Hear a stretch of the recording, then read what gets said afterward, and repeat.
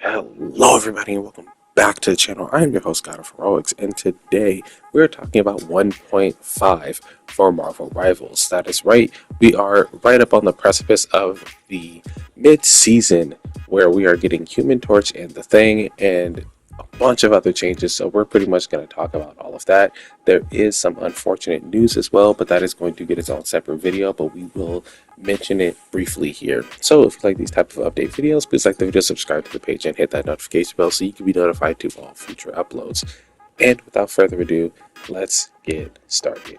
First and foremost, the biggest bit of information coming out of 1.5 is the arrival of Human Torch and The Thing, the last two members of the first family that we are getting this season to battle against Dracula. Human Torch has all the abilities that we had talked about previously, being able to throw fireballs, having a dive attack with huge knockback that can knock enemies out of healing or even just straight up off the ledge. He also can place fire points and connect them all together, basically creating a barricade of sorts, doing more damage to enemies.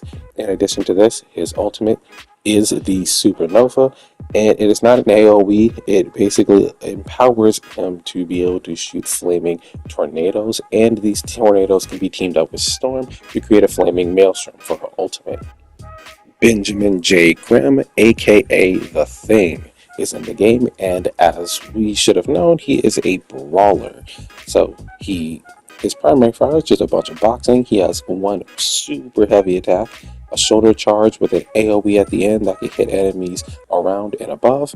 He also has a lunging attack that places a shield of damage reduction around him and anyone that is near him or any teammates near him.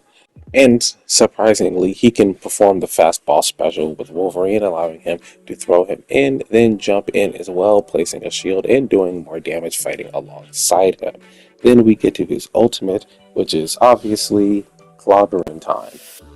Not sure if that is the official name for it, but he can combo this with his other abilities, allowing him to launch his opponents upward and deal a heavy stroke, dealing tons of damage and tons of knockback.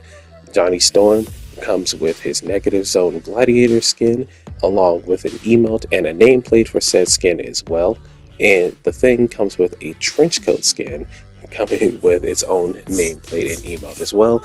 And both of these characters' skins come with their own unique MVP animations. I know for a fact that if I'm playing Human Torch, I will be getting this Negative Zone skin just because of how clean it looks. But The Thing's Trenchcoat skin is also really amazing. It fits his character well. It's pretty much seen in every iteration of his story. So I'm probably, if I really enjoy his gameplay, going to be getting this skin as well. Seeing him box his enemies the way he does with this trenchcoat is going to be so freaking sick.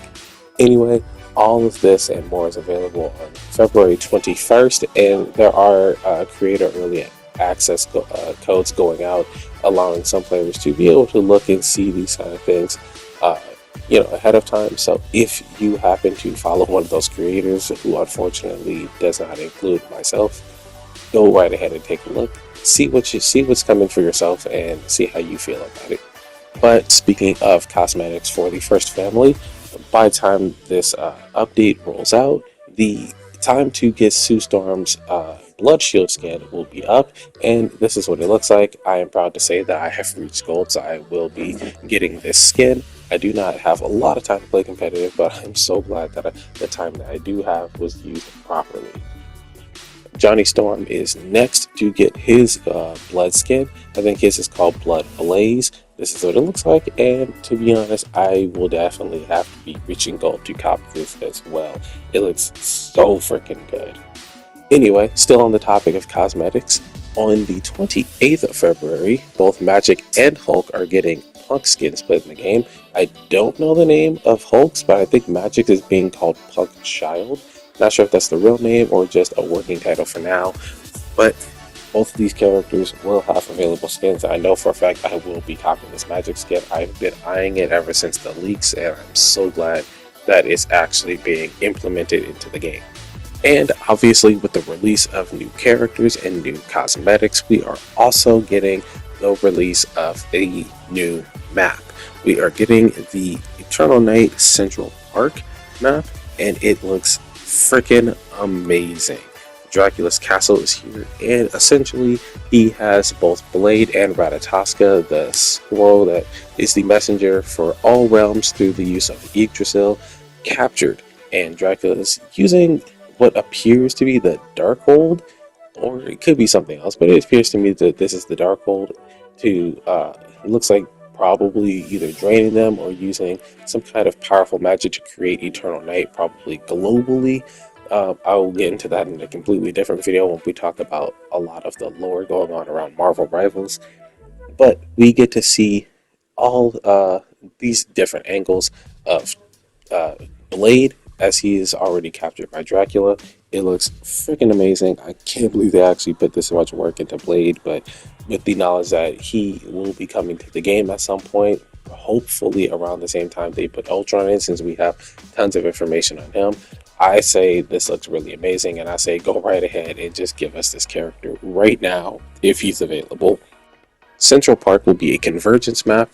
This is going to be the payload that we have to push, and I have to say I'm 100% ready to play on this map. We also get some looks at the gallery cards that are going to be in this game, some with some really interesting imagery. I can't wait for the lore to come out for these as well. We have Iron Man going up against Doctor Strange and Reed Richards. We have Human Torch going supernova, killing off a bunch of monsters. We have this image of Doctor Doom basically siphoning power from the monsters of darkness along with Dracula. I just can't, man. Like the imagery is so good, and I can't wait to get to that lore. And of course, with the continuation of this season, we get a continuation of the seasonal event. And this shows a Blade on the front saying, "Man lost, Vampire Slayer gone missing," and obviously that is the overall theme here. And then we also get on the side Squirrel Girl gone savage. Pretty interesting stuff. Can't wait for the lore drops about all of that to show up. And on top of that, we get a new free skin for completing the seasonal event, and this one is for Groot. I'm not sure what it's going to be called or what it's even themed after, but I think it looks pretty interesting. Nice little way to really stir the pot when it comes to Groot players and how they feel about their skins. The last one they got was pretty interesting, so I definitely think that Groot is one of the characters that gets a decent amount of love. Probably not the most skins, but he gets a decent amount of love in the game. And pretty much that's everything that I have to say about what is coming to Marvel Rivals. But I do briefly want to mention the bad news that we've been getting. It seems that the American team in Seattle for Marvel Rivals has been laid off, unfortunately. So I'm pretty sure that there are plans going ahead that's not necessarily to sink the game. I'm sure there's a lot going on with why that team was laid off and all that, but we're going to get into that in a completely different video. We're going to talk about what some of the people on the team have tweeted out about their situation, and we're also going to talk about what the official rebuttal for all of this has been, or what the official statement for all of this has been. But no, Marvel Rivals is not sinking, it's not going down, the game's not getting shut off so early or anything like that.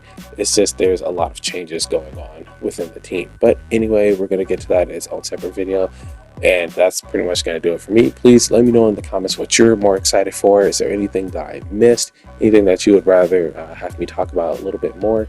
And also, guys, I do apologize for the mic quality. I know for a fact that a couple of people have mentioned it, but I'm doing the best with what I have, and I'm also in the process of moving. So once I get all that done, then I will definitely be getting a better mic. But please bear with me for another couple of weeks until I move, and we will get all that fixed. Anyway, I'll see you guys in the next one. Peace.